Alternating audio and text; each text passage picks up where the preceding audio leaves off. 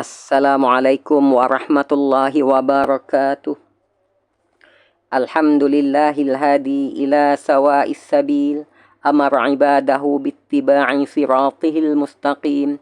Wa hazzarahum minasyubuhati wad-dalalati wal fitn. Wassalatu wassalamu ala khatamil anbiya'i wa sayyidil mursalin. Ba'asahullahu rahmatan lil alamin. وعلى آله وصحبه الطيبين الطاهرين وعلى من اتبع سنته واقتدى بهداه إلى يوم الدين أما بعد. Alhamdulillah, segala puji bagi Allah yang mana dengan limpah kurnia, izinnya dan kasihan belasnya kepada kita telah melanjutkan usia kita untuk suatu tempoh masa yang telah ditentukannya untuk memberi masa kepada kita, memberi kesempatan dan peluang kepada kita untuk melipat gandakan usaha atas iman dan amal, usaha menyempurnakan iman dan amal, bebas daripada apa jua bentuk cacat cela dalam agama seumpama syirik, bid'ah, khurafat dan seumpamanya,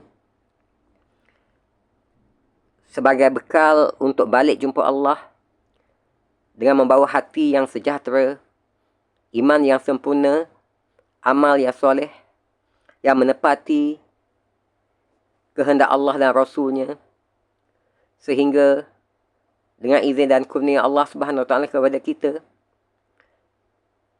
Allah akan merdekakan kita daripada azab api nerakanya dan menempatkan kita di dalam syurganya yang kekal abadi selama-lamanya, insyaAllah. Ini adalah satu lagi sesi perkongsian bacaan buku berhubung kait dengan pengenalan ilmu mustalah al-hadis hasil karangan Al-Fadil Ustaz Syahid Abdul Majid Ghari rahimahullah, hafizahullah, bagi sesi perkongsian audiobook kali ke-6, insyaAllah. Kitab yang sedang kita ikuti perkongsian bacaan isi kandungannya ini adalah kitab Al-Muyassaru fi Ilmi Mustalahil Hadis, iaitu pengenalan ilmu mustalah al-hadis oleh Al-Fadil Ustaz Syahid Abdul Majid Ghari hafizahullah. Terjemahannya oleh Dr. Zulhilmi bin Muhammad Nur dan Muhammad Hazim bin Hussein hafizahullah. Terbitan oleh Darul Syakir, Sendirian Berhad.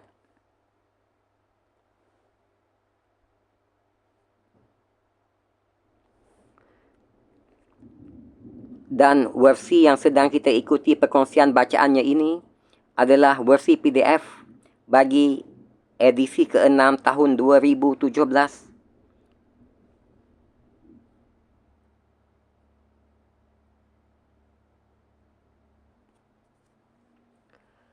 Dan semakan teks-teks terjemahan untuk kitab ini adalah oleh Ustaz Muhammad Norzi bin Nasir, pensyarah Jabatan Al-Quran dan As-Sunnah, College Universiti Islam Antarabangsa Selangor, Kuis, dan oleh Ustaz Muhammad Khafiz bin Sorani, pensyarah Jabatan Al-Quran dan As-Sunnah, Akademi Islam, College Universiti Islam Antarabangsa Selangor, Kuis. Manakala penilai bagi buku ini adalah Ustaz Abdul Hamid bin Hashim, pakar rujuk bidang hadis dan pengetua Madrasah Miftahul Ulum, Seri Petaling, Kuala Lumpur, dan Dr. Faisal bin Ahmad Shah, pensyarah Jabatan Al-Quran dan Al-Hadis, Universiti Malaya, UM. sepintas lalu berhubung kait dengan isi kandungan kitab ini. Alhamdulillah, dalam sesi-sesi perkongsian audiobook sebelum ini telah pun kita kongsikan dengan izin Allah muqaddimah dan ataupun pendahuluan kitab ini, juga fasal pertama ilmu mustalah al-hadis, ta'rif dan sejarahnya, di mana telah pun kita kongsikan bahagian pertama daripada fasal pertama ini, iaitu berkenaan dengan ta'rif ilmu mustalah al-hadis secara berasingan dan gabungan. Juga telah kita kongsikan bahagian kedua daripada fasal pertama ini, iaitu berhubung kait dengan ilmu mustalah al-hadis, kepentingan, kedudukan, matlamat dan hukum mempelajarinya. Juga telah kita kongsikan bahagian ketiga daripada fasal pertama ini, iaitu berkaitan dengan bahagian-bahagian ilmu hadis dari segi ar-riwayah dan ad-dirayah. Dan insya-Allah di malam yang berbahagia ini, bagi sesi perkongsian audiobook kitab pengenalan ilmu mustalah hadis ini, akan kita kongsikan pula bahagian keempat daripada fasal pertama, iaitu berhubung kait dengan sejarah ringkas tentang hadis nabawi, penulisan, pengumpulan dan pembahagiannya, iaitu pecahannya adalah hadis nabawi pada kurun pertama hijrah, hadis nabawi pada kurun kedua hijrah, hadis nabawi pada kurun ketiga hijrah, dan hadis nabawi di kurun keempat hijrah. Semoga perkongsian audiobook, sama ada yang terdahulu di malam yang berbahagia ini, juga yang akan kita kongsikan di masa-masa mendatang dengan izin Allah Subhanahu Wa Taala, akan sedikit sebanyak membawa manfaat kepada pertamanya peningkatan ilmu dan kefahaman kita berhubung kait dengan ilmu hadis, sekaligus akan menjadi panduan dan pedoman kita dalam kita melaksanakan usaha mempersiapkan iman dan amal kita bagi bekal untuk menghadap Allah di suatu hari yang tiada kesudahannya nanti, insya-Allah.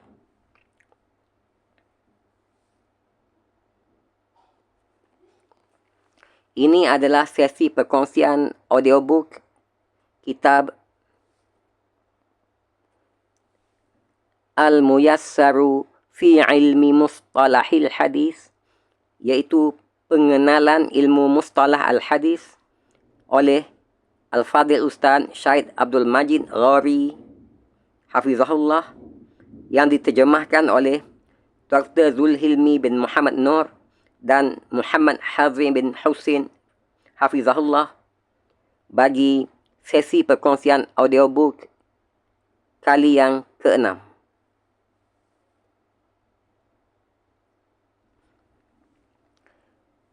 Fasal pertama, ilmu mustalah al-hadis, ta'rif dan sejarahnya.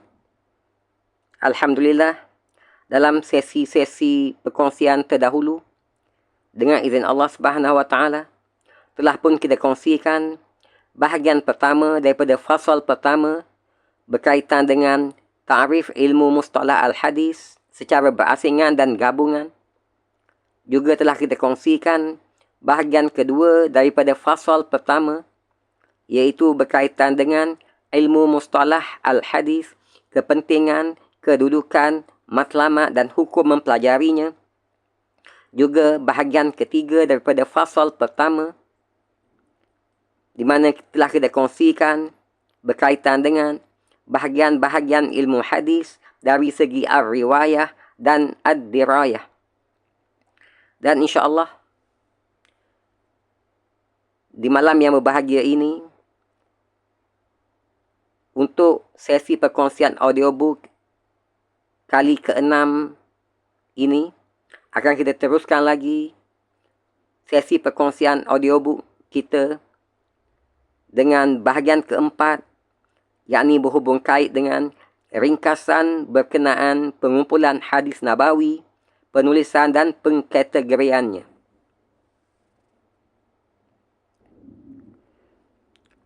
Bahagian keempat daripada fasal pertama berhubung kait dengan sejarah ringkas tentang hadis nabawi, penulisan, pengumpulan dan pembahagiannya.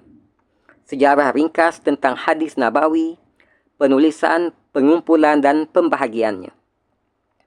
Al-Hadis An-Nabawi telah melalui pelbagai peringkat yang tersusun dan saling lengkap melengkapi, sama ada dari aspek penulisan, pengumpulan dan pembahagiannya, sehingga akhirnya ia terpelihara dari terbiar dan hilang begitu saja. Perkara ini amat jelas seperti yang akan dihuraikan selepas ini. Berikut adalah pecahan, huraian dan penjelasan berhubung kait dengan sejarah ringkas tentang hadis nabawi, penulisan, pengumpulan dan pembahagiannya. Pertama, hadis nabawi pada kurun pertama Hijrah.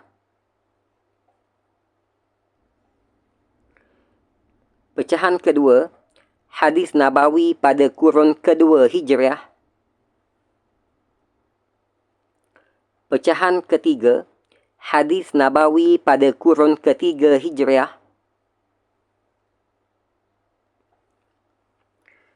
Dan juga pecahan keempat, hadis nabawi di kurun keempat Hijriah.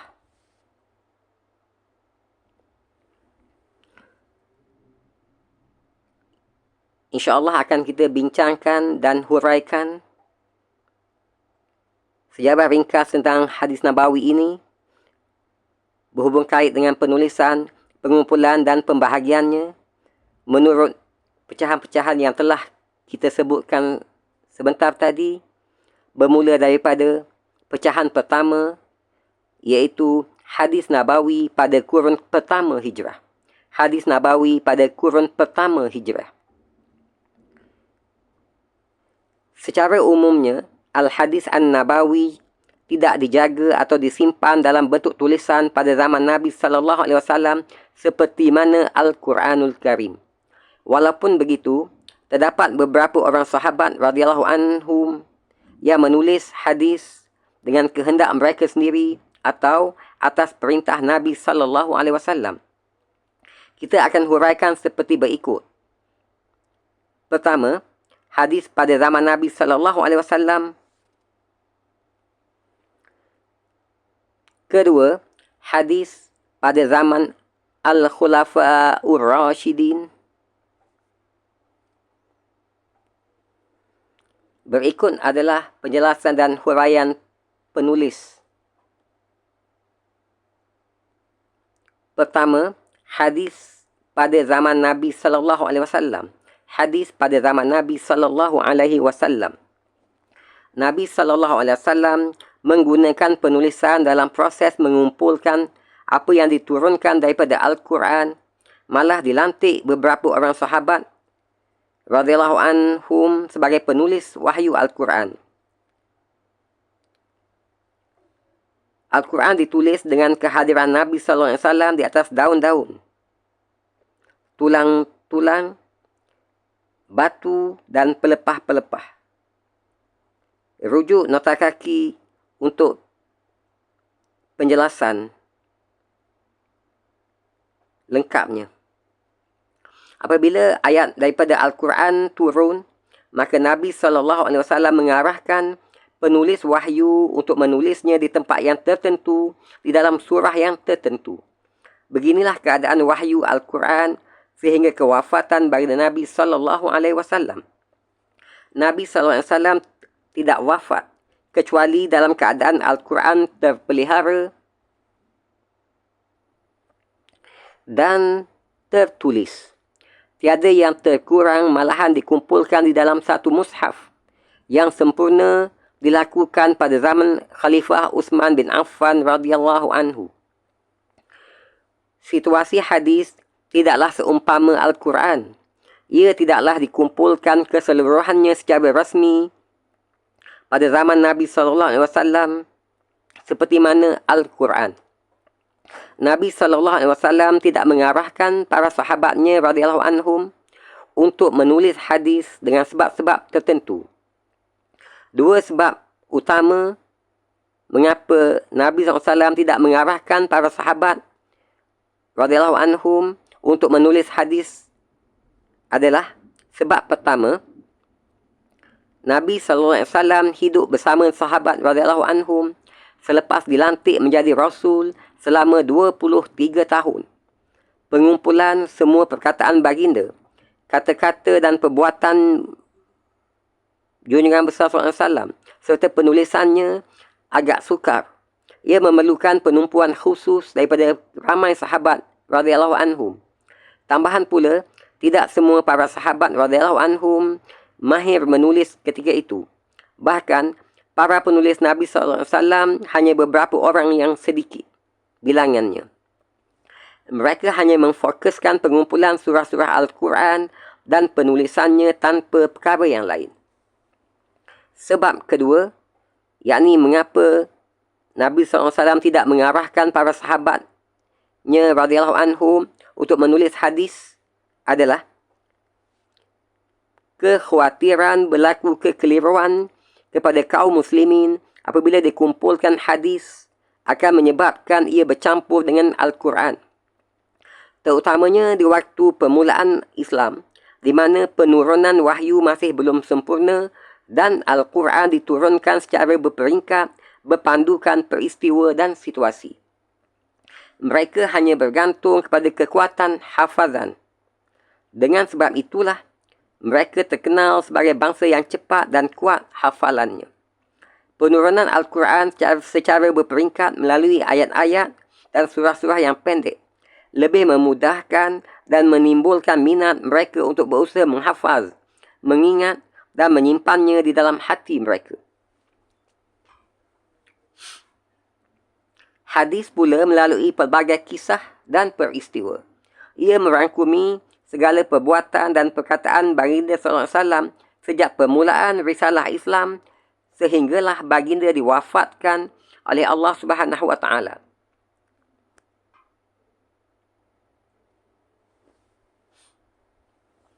Jika hadis dikumpulkan seperti mana pengumpulan Al-Quran, akan menyebabkan para sahabat radhiyallahu anhum berusaha menghafal hadis-hadis beserta Al-Quran yang akan membawa kepada kesukaran dan kepayahan besar dalam keadaan mereka masih baru dengan Islam. Inilah dua sebab utama mengapa hadis tidak dikumpulkan di zaman Nabi SAW. Dengannya juga, kita dapat memahami rahsia larangan Nabi SAW daripada menulis hadis ketika mana baginda SAW bersabda kepada para sahabat radhiyallahu anhum, "La taktubu anni wa man kataba anni ghairal Qur'ani falyamhuh." Yang artinya, janganlah kamu semua menulis daripadaku. Sesiapa yang menulis daripadaku selain Al-Quran, maka hendaklah dia memadamkannya. Diriwayatkan oleh Muslim dalam kitab Az-Zuhd wa Raqaiq bab At-Tatabbut fil hadis nombor 3004 daripada Abu Sa'id Al-Khudri radhiyallahu anhu. Tetapi kata-kata Nabi SAW ini bukanlah bermaksud hadis selama-lamanya tidak ditulis walaupun sedikit pada zaman baginda Nabi SAW. Terdapat beberapa asar sahih yang menunjukkan berlaku penulisan sebahagian daripada hadis pada zaman kenabian. Penulisan ini bersifat khusus, tidak secara umum di mana ia boleh disebar dan ditukar-tukar di kalangan para sahabat radhiyallahu anhum. Nabi SAW pernah mengarahkan para sahabatnya radhiyallahu anhum pada masa pembukaan kota Makkah untuk menulis khutbah yang bagi disampaikan di pembukaan kota Makkah itu kepada Abu Syah. Rujuk nota kaki untuk penjelasan lanjut. Nabi SAW juga menulis pelbagai surat kepada raja-raja dan pemerintah untuk mengajak mereka kepada Islam. Begitu juga bagaimana Nabi SAW mengutuskan surat kepada sebahagian para pemimpin yang bagi dilantik bagi menjelaskan dan menetapkan pembahagian harta dan upah, kadar zakat, jizyah dan diat. Sebahagian para sahabat radhiyallahu anhum memiliki lembaran-lembaran suhuf khusus yang mereka kumpulkan. Tertulis di atasnya apa yang mereka dengar daripada Nabi SAW, seperti Sahifah Abdullah bin Amr bin Al-As radhiyallahu anhu yang dinamakan dengan As-Sadiqah, Sahifah Ali bin Abi Talib radhiyallahu anhu yang ditulis di atasnya hukum-hukum diat dan pembebasan tawanan dan sebagainya daripada suhuf-suhuf yang dimiliki oleh para sahabat. Mereka menulis di atasnya apa yang didengar daripada hadis-hadis Rasulullah SAW. Sila lihat untuk perincian As-Sunnah An-Nabawiyah, Hujjatuha wa Tadwinuha, dirasah ammah oleh penulis, halaman 76 dan 77. Serta situasi-situasi tertentu yang menunjukkan berlakunya penulisan As-Sunnah pada zaman Nabi SAW secara khusus. Manakala penulisannya secara umum tidaklah dilakukan oleh sesiapa disebabkan dua perkara seperti yang telah dihuraikan tadi.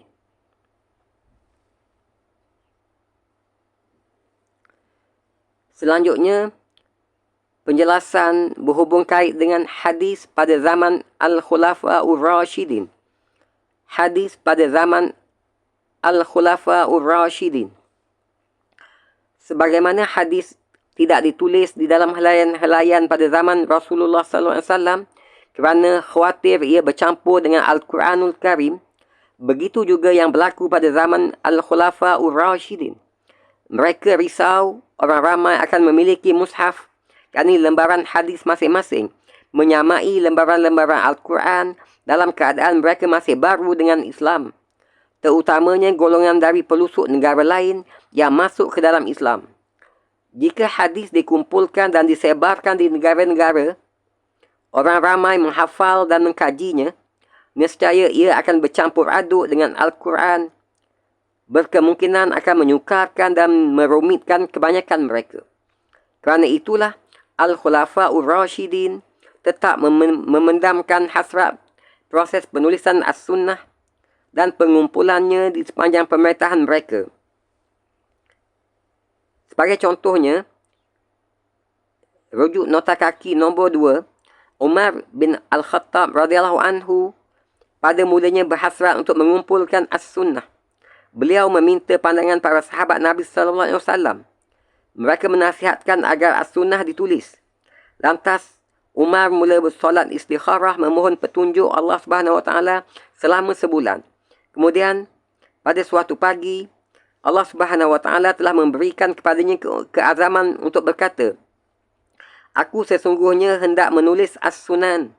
Aku teringat suatu kaum sebelum kamu yang menulis kitab. Mereka menjadi sibuk dengannya dan meninggalkan kitabullah. Dan aku demi Allah tidak akan mencampurkan sesuatu pun dengan kitab Allah." Sila lihat Jami' Bayan Al-Ilm wa Fadlihi oleh Ibnu Abdul Bar. Hadis 1 palang 248. Tetapi keinginan dan kemampuan orang ramai masih lagi kuat. Hafalan mereka mampu untuk menghafal Al-Hadis dan menyampaikannya dengan penuh amanah di masa-masa yang mereka kehendaki. Wallahu a'lam. Alhamdulillah. Dengan izin Allah Subhanahu Wa Taala, telah dapat kita selesaikan perkongsian audiobook, bacaan kitab, pengenalan ilmu mustalah al-hadis ini bagi sesi perkongsian audiobook kali yang ke-6, di mana kita telah bincangkan berhubung kait dengan sejarah, pengumpulan, penulisan dan penyebaran hadis Nabawi pada kurun pertama Hijrah. InsyaAllah di dalam sesi perkongsian berikutnya akan kita lanjutkan lagi perkongsian audiobook bacaan kitab pengenalan ilmu mustalah al-hadis ini berhubung kait dengan sejarah hadis Nabawi pada kurun kedua Hijrah. Terima kasih di atas kesediaan melapangkan masa untuk sama-sama mengikuti sesi perkongsian audiobook bacaan kitab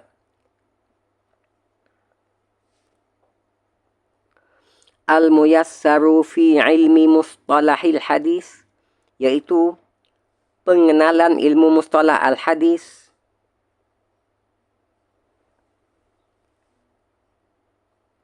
hasil karangan Al-Fadil Ustaz Syahid Abdul Majid Ghari Hafizahullah yang diterjemahkan oleh Dr. Zulhilmi bin Muhammad Nur dan Muhammad Hazim bin Husin Hafizahullah. Semoga